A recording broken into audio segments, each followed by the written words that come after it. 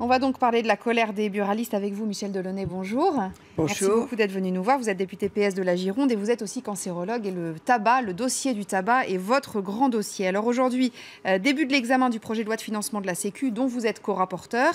Mais le gouvernement ne veut pas augmenter les prix du paquet, en tout cas pas autant que vous le souhaiteriez. Vous dites la solution, c'est la hausse des prix. Le paquet neutre, a priori, ça ne sert pas à grand-chose. Il faut augmenter les prix. Il est tout à fait certain, tous les rapports, tous internationaux le démontrent, l'augmentation du prix est la mesure la plus efficace. Et en effet, avec 56 députés, dont 3 rapporteurs, la rapporteure générale de budget, c'est-à-dire des gens qui ont étudié la question lourdement, ils confirment cette notion et ils disent il faut que le plan national de réduction du tabagisme que présente avec chaleur Madame Touraine soit complété de la mesure la plus efficace qui est l'augmentation du prix du tabac. Mais alors pas l'augmentation de 20 centimes, c'est ça en fait que et vous dites. Une augmentation plus significative, puisque nous proposons une augmentation d'1 €, mais qui tient compte du gel de l'augmentation de l'an dernier, donc qui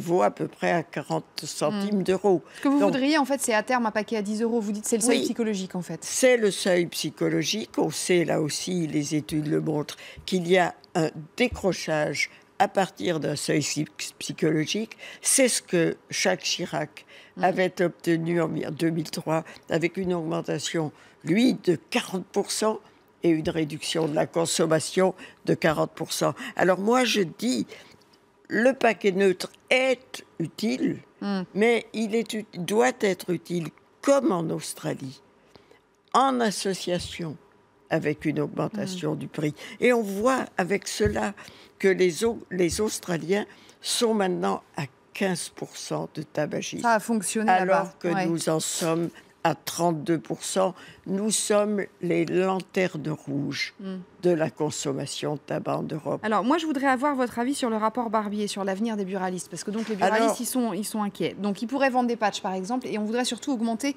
leur marge. Vous pensez quoi de ça? Écoutez, je pense beaucoup de bien, puisqu'en particulier l'évolution positive de leur marge, c'est moi qui l'ai proposé. Car moi, j'ai proposé qu'en effet, si la consommation du tabac diminue, et c'est l'objectif de tout le monde, eh bien, on améliore le revenu des buralistes. Oui.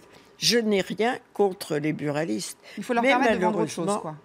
Mais malheureusement, moi, je souhaite que ce soit en contrepartie de leur engagement pour la santé publique, très clairement, car il faut faire un donnant-donnant et un gagnant-gagnant.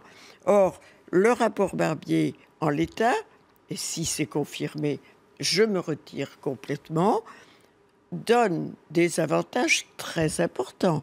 Par exemple, les timbres pour les passeports, c'est 900 millions d'euros. Moi, je dis les boulangers, les charcuteries qui ferment aussi, aimeraient bien être soutenus comme cela. Il y a juste une question, donc, Madame Delaunay, qu'on peut se poser. Il faut que ce soit donnant-donnant et qu'il y ait en échange de ces mesures un engagement pour la santé publique. Juste rapidement, parce qu'il y a quand même une question qu'on peut se poser. Si on augmente les prix du tabac de façon significative, vous savez qu'il y a 6 000 bureaux de tabac qui ferment par an en France. Non, si on augmente... 1000, madame, ne nous laissons pas enfumer, je vous Il y a promets. des centaines de bureaux de tabac qui ferment chaque année en France.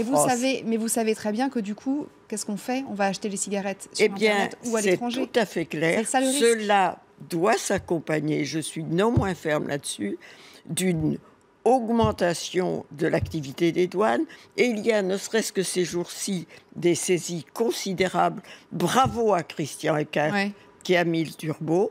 Et deuxièmement, une harmonisation fiscale européenne pour qu'on ait la même chose.